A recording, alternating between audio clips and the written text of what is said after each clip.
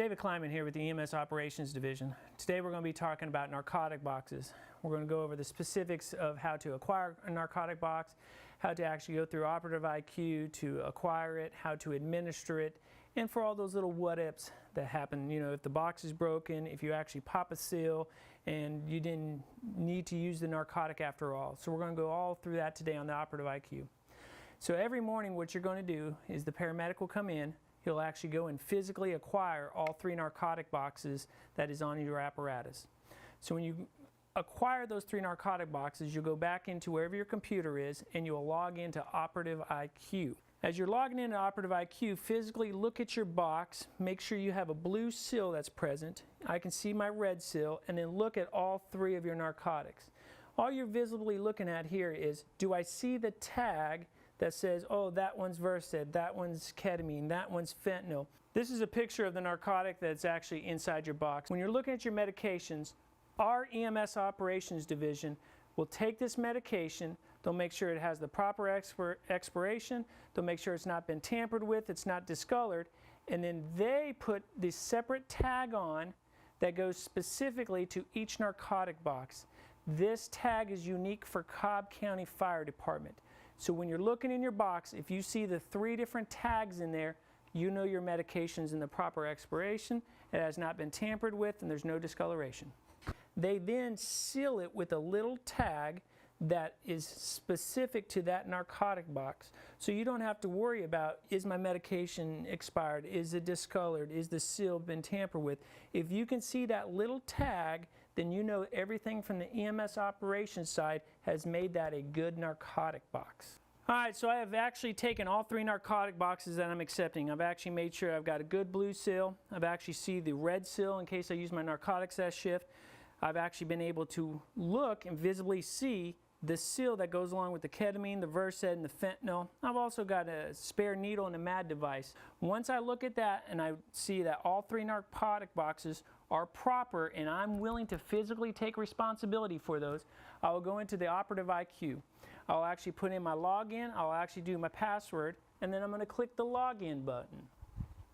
This will bring you to your home screen. On your home screen are several different buttons. The ones we're concerned with is narcotics. So we're going to go to narcotics. We're going to go to my control number. I am the oncoming paramedic. I'm going to then look for the offgoing paramedic. So I'm going to go and pick up from crew. I'm going to select the crew member that I'm picking the narcotics up from. The way it used to be is that when you put David Kleiman in there, you used to be able to push the little button right here called select. I used to be able to choose a station. Let's choose fire headquarters. And I used to have a select button right there, and I'd be able to submit, and I would actually be able to see all the narcotics that are under David Kleiman, but you're not physically looking at them. What the EMS Operations Division has taken out is that select button. So what you have to do now is you have to choose the crew member you're taking it from, and right here where it says quick add control number, you have to physically put in each narcotic box to say you have physically looked at that narcotic box and you are willing to take the responsibility for it. On the back is the unique identifier, so it's TR01A2. I've got my station assignment. I would then hit submit, and that brings up the 3 narcotics. I would say those are the 3 that are unique to this box. I would check it and submit, saying I am taking responsibility for those narcotics in that narcotic box. Realize you have to do this for all 3 boxes. If you're on a specialty team that has more than 3 boxes, you have to do it for 5 boxes.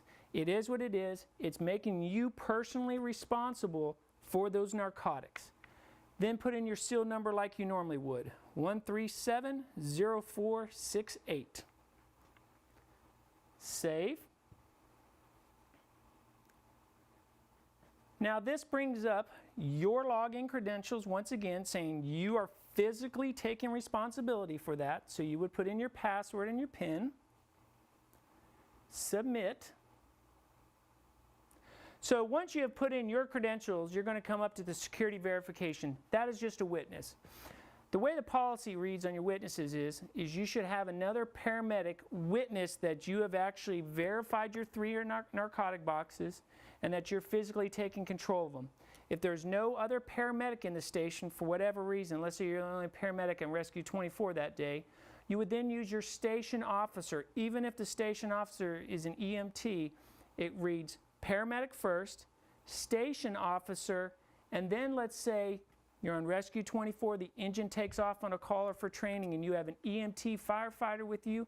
The third person that can witness your medications, that you have physically looked at them, you're physically taking control of them, will be a firefighter EMT. Paramedic preferably, station officer, then a firefighter. Once that person has put in their witness information, they hit submit, and now the narcotics are actually in your name. You can see who the narcotics were and who they are now, and then you can just OK.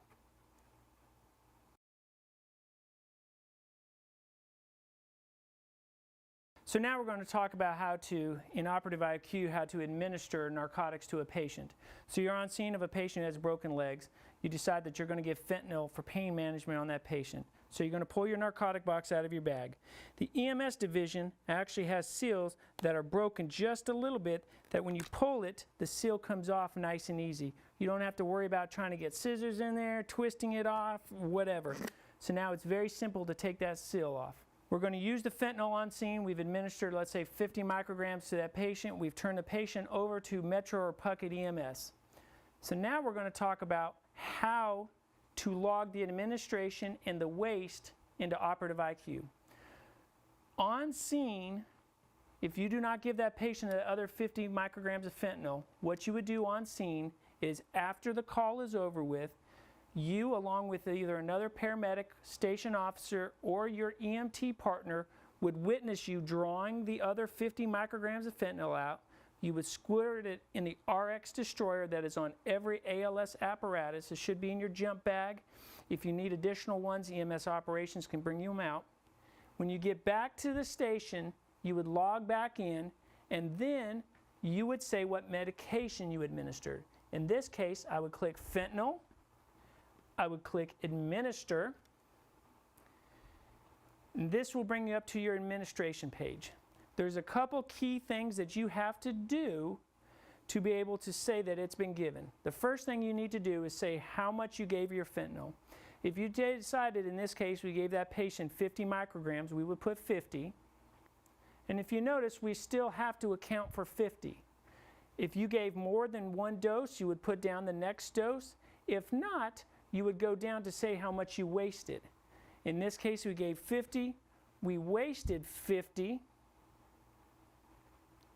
And that brings us to this side. You need to put in your incident number. Remember, it's going to be CF, the year, the month, the date, and then that actual number that CAD gives.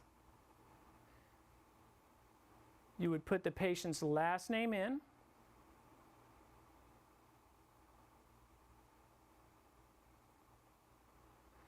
And then you would say where you got the orders from, or if it's protocol you're going off of, it would be Wellstar Kennestone Hospital. In parentheses, it says protocol. If it's under protocols, you just put Dr. Nix.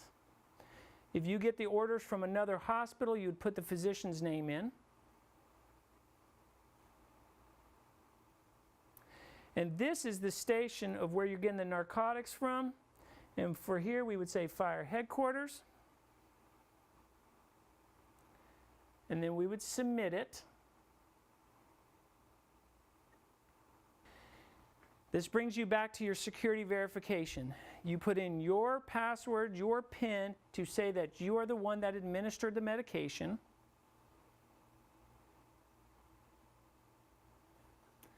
Once again, you're going to have the witness. Usually it's your partner that saw you give the medication, or that officer on scene who says, yep, that medication was given, I saw him waste the medication. You would put in their information. And once that's submitted, That will bring you up to your confirmation page. I have administered fentanyl from your box number, and it tells you where.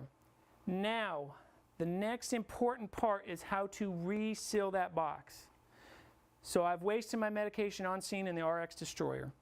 I've actually taken that vial and I've actually went and put it into the trash can, a red bio bag. I've actually properly disposed of my needle. I would then go to the reseal box.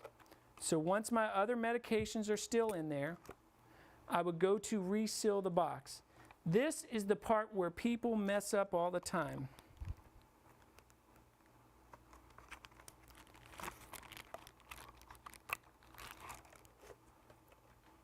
If you notice, as you get it prepared, if you notice, the save button is very, very tiny. Look how big the without seal box is.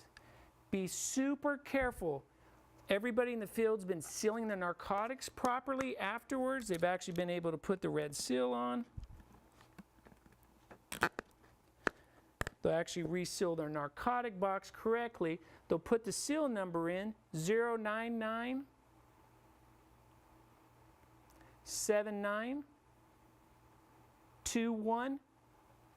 But where people are messing up is that without seal is on the far right. It's a bigger button than the tiny little save button. Be careful. I've witnessed it. I've resealed my narcotic box. I put my seal number in. The save is the tiny button. I would click save.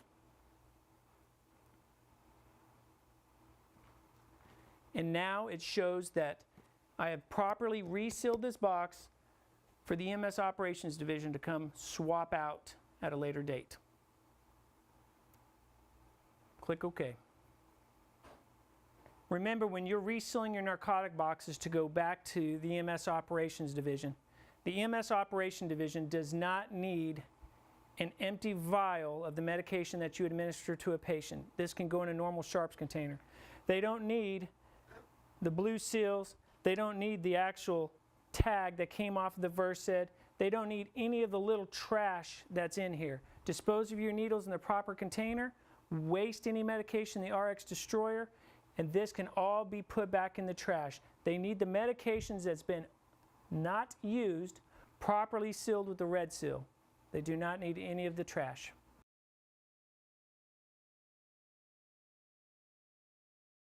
So a couple instances happen in the field, whether it's a broken box, we actually pop the vial of a medication to administer. We're going to show you how to document that properly in Operative IQ. Let's say you're on scene of a seizure patient and you go to pull your narcotic boxes out of your bag, and for whatever reason one of the boxes is actually crushed or it's actually been opened. No big deal. You have 3 boxes. You go to box number 2, you take care of the seizure patient, you administer the medication. Afterwards, if you needed to, you would waste the medication. You would reseal that one just like we showed a minute ago. This is for that box 1 that you pull out and is actually damaged, whether the seal is damaged or the actual box was damaged or the medication was damaged. Once you log back into Operative IQ, what you would do for that damaged box is you would go to Incident Report, choose your control number, Incident Report, and that brings you up to this page.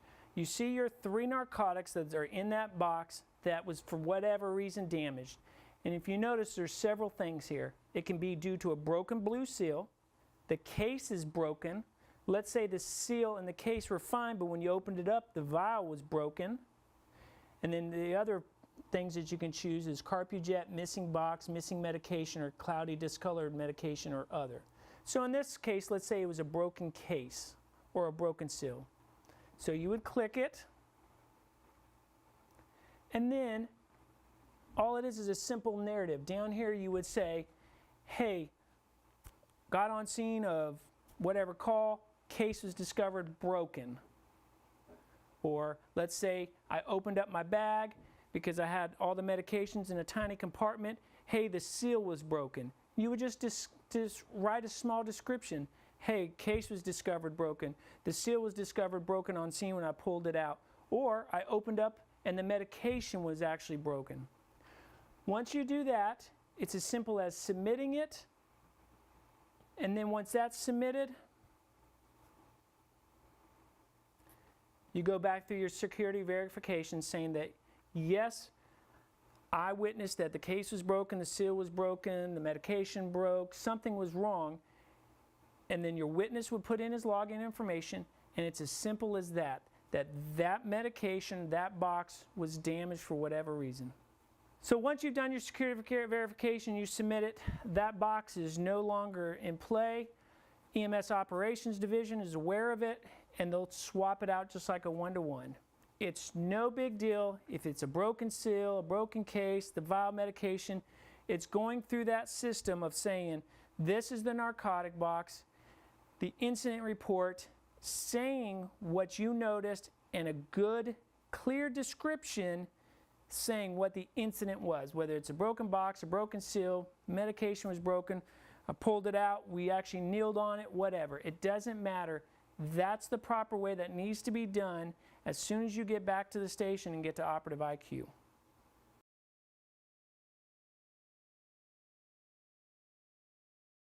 So let's say you show up on scene, you have a patient who's actively seizing, you pull out your narcotic box, you break the seal, you pull out the Versed, you actually pop the top of the Versed. Let's say you even start to draw up the medication and the patient stops seizing, and you decide, I'm not going to use the medication at that moment in time.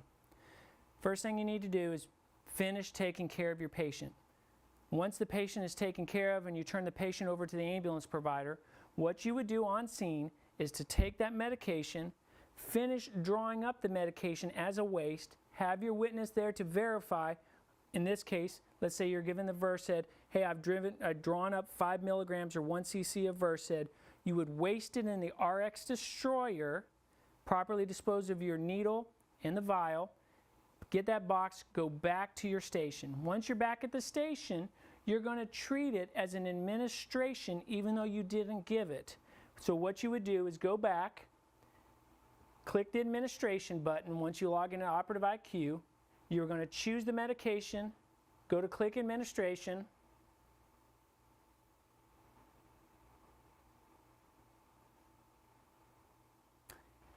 and this will bring you to this on your administration. Here's my Versed that I was going to administer. I popped the top, but I did not give the medication. It's okay, I took care of my patient. What you would do in this incident is in your doses, you administered 0.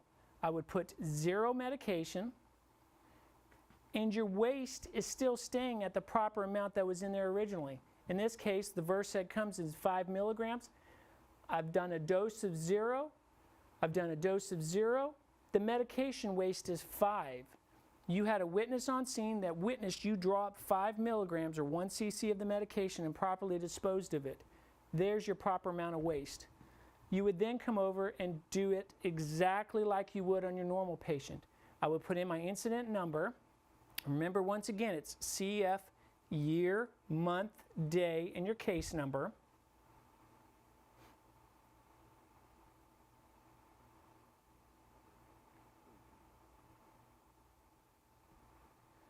Put in your patient's last name. Once again, where did you receive the orders from? If it's protocols, it's going to be Kennestone. You're going to put in that physician's name that you received the order from. If not, it's going to be Dr. Nix. You're going to choose the station that the narcotics are coming from, and then you're going to submit.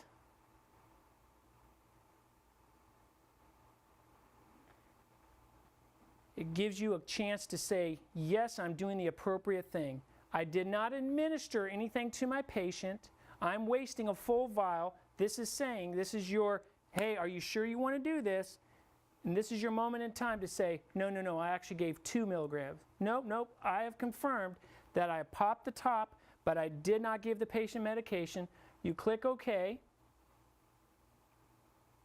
and it goes back to your security verification. Once again, your narcotic box is going to be properly sealed. You're going to go back through, you're going to put in your security verification, you're going to put in your witnesses, login information. There's been me administering 0, but wasting 5. When you reseal the box, Once again, I want to point out the save is in between the back and the without seal. The save is small. Make sure once you put that proper red seal in, you click the save. If you put the red seal in without a seal, in the system it's showing that it's sealed without it. So make sure you pay attention to that.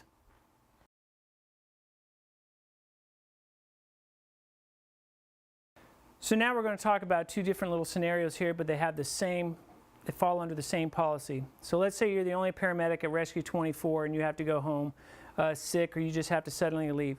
If there's not another paramedic to take control of your narcotics, it falls under the same policy as I'm the off-going paramedic and there is no paramedic coming on shift. When you look under the handling, use, and waste of controlled substance policy, it's section 7.4.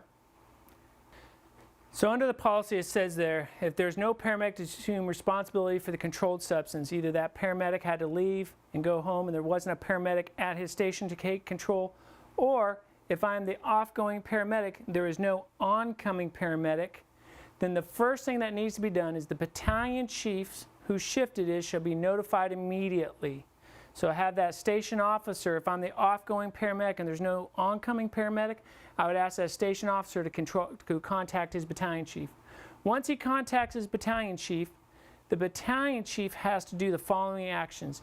He needs to float a paramedic to the station within 2 hours. If a paramedic's not available in the battalion chief shall request a paramedic from another battalion. If there's no paramedics available in the county, then the battalion chief will have to have a paramedic assigned from another ALS station. So let's say I'm Rescue 24, I go home sick, battalion chief is notified, there's no other paramedic at 24. If he cannot find another medic to float in, and he cannot get another paramedic from anywhere else in the other battalions to help him out, he would have Rescue 26 come to Station 24, and they will physically take control of Rescue 24's narcotics. Then, and here's the big thing, those 3 extra narcotic boxes have got to stay on that apparatus locked up. They cannot be stored at the station or in the station's locker anywhere. They have to stay physically in that rescue or that ALS engine's physical control. If there's no other ALS apparatuses available in the county, or he can't find anybody to take control, the battalion chief shall notify the appropriate person in accordance with paragraph E3, that is the EMS operations division, and then those narcotics have got to go back to headquarters to be put back in the system. They cannot stay at a station that was normally ALS and turned into BLS. Float a paramedic. If not, you ask the other battalions. If not, then the other ALS stations will physically take control. If all else fails, EMS division is notified. The narcotics are brought back to headquarters to be put back into the system. If you have any further questions or need additional training, contact the EMS Operations Division, who will happily come out to help you.